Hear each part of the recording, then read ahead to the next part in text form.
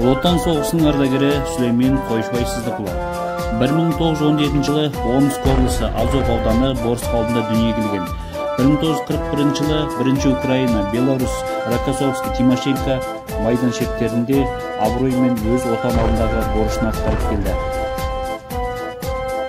Бүгінде Қойшыбай атамыздың ұлы Уақит ағамыз да ұлы жеңіс мерекесімен баршаңызды құттықтайды. Жеңіс күнімен құттықтаймын барлықтарыңызды. Енді осы аталарымыз, әкелердің арқасында осындай жақсы өмір сүріп отырмыз. Ол кісілерге жұмақтың төріне бар бұл дүниенің жақсылығын, жарығын берсін, рахатын берсін. Енді ардагерлерге аңсап Катюшаның қазақшасын орындап берейін.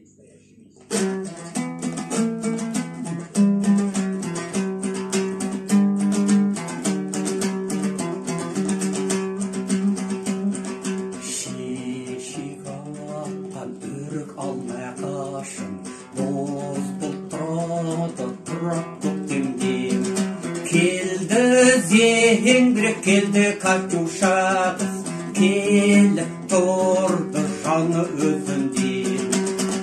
Келді зеңбірек, келді Катюша қыз, келіп тұрды жаны өзінде.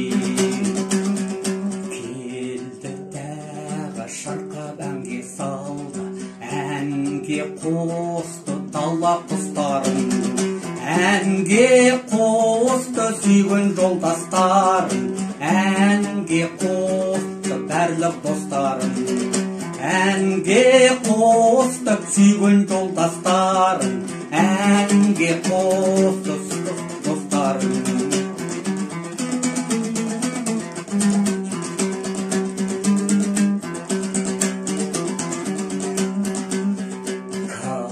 Катюшаны еске алып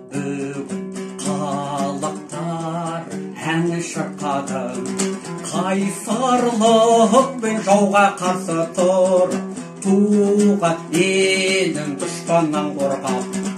Қайсарлықпен жауға қарсы тұр, туған елін дұшпаннан қорғап.